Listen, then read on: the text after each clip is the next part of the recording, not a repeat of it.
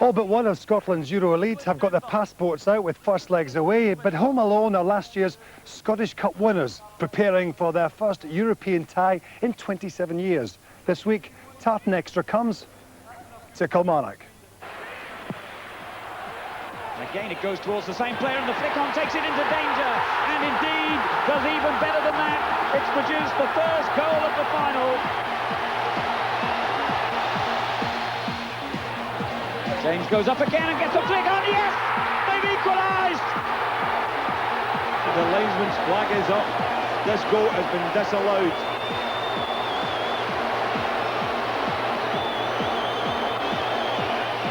Referee's had another look at the watch. It's all over! Kilmarnock have won the cup.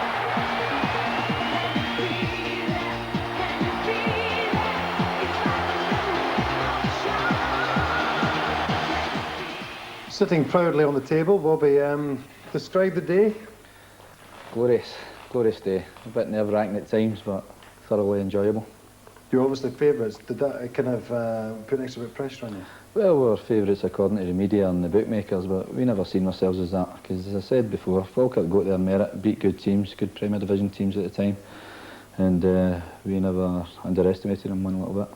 Describe for me the difference with you being a player and not reaching a final yourself or playing in one, and then, you know, leading out your team on the day and winning the trophy. Yeah, it was a great day. One of the directors' lads was the mascot, and we walked out there, and I think there must have been about 24,000 Kilmarnock supporters there with the flags waving. Great, glorious day, sunshine, and just a great feeling to walk out in front of the players that day. It must have been quite a year for you, though, with the chain of events and to cap it off. Yeah, it was quite a half a year actually. It was 6 months, I think, and felt like 6 minutes. So just one thing after another, always on my toes and never getting a chance to relax or rest really. Just trying to keep one step ahead of players, media, a lot, and it took its toll at the end of the season. I was delighted for a fortnight's break. So not too many grey hairs then? I would settle for grey. I'd be delighted with grey hairs, but unfortunately I'm not getting a chance. I mean, where do you pick up from that then? I mean, because obviously a lot of the spotlight's still on you, you know. Was it just a one-off, or where did you go from here? Well, hopefully it wasn't a one-off. I said at the time when the players were playing well near the end of the season, we're getting a cup run up and going, we're doing well in the league, we beat Rangers, we beat Celtic, and I felt at that time we were probably the form team in Scotland. And I feel there's no reason why we can't continue in that vein. If we can get our consistency and stop leaking in goals at the back, and with the added players that we've added to the squad, I think we could do better this year. Right, well the pressure's on you from the word go, because the domestic season's hardly kicked a ball, and here you are playing in Europe.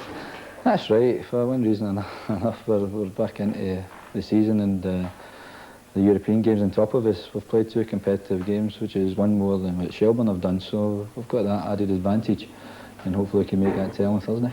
What about Shelbourne? Well, I've seen them a couple of times, and it's hard to decide which way they're going to go. I feel I've got a small feeling that they may go with the one striker and pack the midfield, and it's up to us to try and break that down. That's why I brought guys like Pat Nevin and Jerome Verriot to the club, because they're pacey, they can get around people and create problems for defences, and if they're needed, I can call on them. Right, Bobby, more for you in a minute, but in the meantime, I've been browsing through Killie, the official history, and I managed to find a rather amusing picture of one Davy Provan, who was one of the heroes that put Killie into the Premier Division in the 75-76. He was then transferred to Celtic for a record fee between Scottish clubs, making the headlines then, even with that dodgy hairdo. Kilmarnock are back in Europe for the first time in 27 years. We look ahead to tomorrow night's Cup Winners' Cup tie. Of course, after winning a major trophy, that breeds a bit of confidence, and we're hoping to take that one step further and put on a good show on Thursday. In tie for 27 years, thanks to that Scottish Cup win at Ibrox back in May. We'll be hearing again from Killie boss Bobby Williamson in a moment, but first, Katrina Harvey's been checking out the mood at Rugby Park. These were the chaotic scenes in the town centre after Kilmarnock's 1-0 Scottish Cup victory over Falkirk. With hangovers now subsided and the trophy settled at Rugby Park, everybody at the club is looking forward to the next adventure, Europe. Tomorrow night's match with Irish League side Shelbourne in the Cup Winners' Cup marks Killie's return to the Euro stage after an absence of 27 years. Needless to say, Captain Ray Montgomery and his troops are raring to go. It's a new stage for us, it's Europe, and it's two ties, so that's new for us. So we're obviously looking to put on a good show in the first leg and to take a lead over there to Ireland enough to take a show in the second game. We'll be very confident. We must be confident going into it and utilise the pace that we've got in the team with the two wingers that we've got, Burke and Bagan. So they could be our assets. Killie manager Bobby Williamson's decision to play with two wide men paid dividends last season, and Alex Burke plans to relish his European debut. Any professional football player wants to play at the top in Europe as the top, so hopefully I can play here this season, hopefully many more. The Irish Cup winners are used to the early rounds in Europe and will also fancy their chances of progressing further. However, team manager Damien Richardson is playing it very cool. And they're a full-time outfit, so obviously I have to accept that they'll be firm favourites. Having said that, really, you go away to Scotland, anywhere else, and you don't have a negative attitude. You believe in your own ability, and you go places thinking if we play to our strength, then we have a great opportunity. But Kilmarnock, I think, are obviously a very good side. They're obviously making strides forward in the right direction. And we will treat them with great respect. We will travel early, hopefully prepare as well as we possibly can. And we will do our very, very best. The Dubliners' ability to party is legendary, and crossing the water is proving a real attraction. I think it's created a buzz in Dublin. I think we'll have quite a very good travelling support. Our supporters want to go. We had quite a good support in Norway last season. I anticipate maybe 600, 700, maybe 1,000 people will go to Scotland this season, and that would be a great help. I'm glad the first leg is away. I think that's important from my point of view. The last two occasions we played in Europe, we've been at home in the first leg. It's made it very difficult. But really, I think it comes down to what happens on the 14th and the 28th of August. Killie coach Jerry McCabe played with Cork in the Irish League for 2 years. He knows that Shelbourne will prove tough opponents. They're a good standard. You know, for Irish League, they're, as I say, they're one of the top sides over there. Very consistent performers season after season, you know, and they've got a good European pedigree. We've been involved in Europe most seasons. So I think it'll be a good tester for our lads. You know, I know people say it's an Irish League team, but I tell you what, they'll be here to compete and they'll be wanting to get through the next round as much as us. Kilmarnock have played 12 European matches in total, including ties against Eintracht Frankfurt and Real Madrid. The 2-2 draw with Madrid at Rugby Park in '65 was arguably their most memorable result. A converted penalty from a certain Tommy McLean and a goal from Jackie McAnally ensured a good night in Ayrshire. And the Killie supporters certainly getting behind their lads 100% for tomorrow's match. It's like the biggest thing that could happen to you, you know. Being a Kilmarnock supporter, amazing. Absolutely amazing. It's brilliant. We've not been in it for years. It's just amazing for the town. It's really great. I think Kilmarnock had a great game and I'm looking forward to the match. I think it's great for the town. I think it's given it a real boost. It's good to see the crowds coming back to Rugby Park. And how do you think they'll do? I think they could go quite well. I think their first game's been quite difficult actually. It's playing against the Minnows. They could fall there, but I think they'll raise their game against a big side. Bobby Williamson's doing a great job. Hope he's there for a long time and all. Hope they can build on what they achieved last year.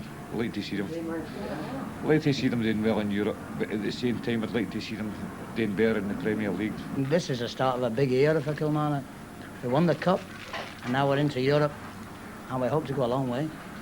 With a pair of young fans enjoying a sneak preview of Killie's match tactics, the players agree that they've nothing to lose. Yeah, it's something that everybody's been looking forward since the Scottish Cup win. The whole of the town's been waiting forward for it, looking forward to it. We'll be looking to win both. We've got the games here on Thursday, so we'll be looking to get a good show for the crowd and hopefully get a couple of goals, but then go over there, hopefully with a good result and can get through. After winning a major trophy, that brings a bit of confidence, and we're hoping to take that one step further and put on a good show on Thursday. The tills have been ringing steadily at the club shop, with all items blue and silly proving very popular, and this message emblazoned on a pub wall is echoed by the whole of Scotland. Go on the Killie! Yeah, go on the Killie tomorrow night. Manager Bobby Williamson is with us. It certainly seems that the European scene's caught the imagination of the town, Bobby. Yeah, the place is fired up for it and everybody's really looking forward to it, players included. So it should be a good night. What about when the draw was made? Was that the kind of opposition you were looking for? Truthfully. To be honest, we're delighted. We haven't got to travel into the Eastern Bloc, and I'm sure Shelbourne were delighted as well. There's no language difficulties, the food's okay, and the travelling's very simple, so everybody's really looking forward to it. We heard on the film there that Jerry McCabe certainly knows the Irish scene. Have you actually taken time to watch Shelbourne playing? Yeah, I've had a look at them twice, and I've been impressed with the way they're organised. They've got good experience at the back. They've got a lad in midfield who likes to spray a ball about, and the boy up front puts his hell about and causes defenders problems. So it'll be a difficult game. How do you think they'll play tomorrow night? Will they try and play a European-type game, maybe come and look for a draw and take you back to Ireland? And Well, to be honest, I think if they're allowed to attack, they'll attack. What I've seen of them so far anyway. If you let them play, they'll be able to play. But we hope to be able to close them down and get forward. I found we struggled last year against teams down the bottom half of the league when we had to try and break them down. And that's why I brought Pat Nevin into the club, somebody who can play in tight situations and maybe create a chance for us out of nothing. How happy have you been with the form that your team's shown so far this season? It's very early days. As you say, Rob, it's very early and it's hard to gauge at this moment in time. I just hope we're ready for it. Thanks, Sandy. In case you didn't notice, he called me Rob, whoever he is. Anyway, Graham, Kilmarnock's chances tomorrow night? Oh, they must be good. They must be good, and it was a great film, that of the town. It was a perfect example of the way a football club can really revitalise a community, you know. And one of the highlights for me last season was the cup final, seeing the way they won that. So I think that the whole place is you know, as Bobby says, is buzzing, and Bobby's done a great job, and I think they should have a good chance. Robert, you've been getting a close-up view of the Kilmarnock players for the last few months. What do you reckon to their chances? I think they have good chances, but you should never take anything away from the opponent. Like Bobby says, he's lucky with it all because he hasn't got an East Bloc country. But he's got a good squad and he's got a good atmosphere in the dressing room, so I think they will go through to the next round anyway. Bobby, the opposition manager, Mr. Richardson, certainly talking you up in the newspapers this morning, suggesting you might make the last 8 or even the last 4. Yeah, it was very nice of him, but I'm sure he's not going to give us a bye through the next round. No, we'll treat them with all the respect they deserve, and hopefully if we get the bit of luck we need on the night, we will take our chances. Yeah, you'd be looking for a victory though, seriously. Well, that's what we're hoping for. Graham, he's capable of doing it. I mean, looking at the Kilmarnock team, they've won the Scottish Cup, they've made a couple of signings, they must be capable of doing it. Yeah, I mean, I concede to Bobby's wariness of overseas opposition, but we're talking about a full-time club against a part-time club, a club playing in a higher standard of division than the League of Ireland, so without taking anything for granted, they should do okay. Yeah, Bobby being understandably conservative, but we all fancy Kilmarnock. In Europe this week, it's up to Kilmarnock to put the smile back on the face of Scottish football tonight. The Rugby Park side meet Dublin's Shelbourne in the Cup Winners' Cup. Bobby Williamson's team will be hoping to rekindle some of that old cup final magic.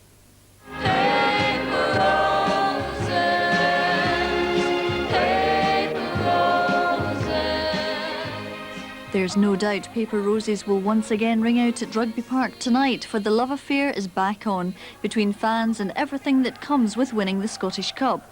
New signing Pat Nevin says Europe and playing in the Cup Winners' Cup has reignited the old flame. It's a buzz all again, and it's an exciting time for the people around here, and to come in to be part of it is brilliant for me, and it's the first time I've played in this competition as well, so I couldn't really be better. It was either Shelbourne or Bamber Bridge reserves for Tranmere, so I'm quite happy I chose this one. But the course of love never runs smoothly, and Killie manager Bobby Williamson doesn't expect Shelbourne to lie down. It'll be difficult. If they sit in and frustrate us, it'll be very, very difficult.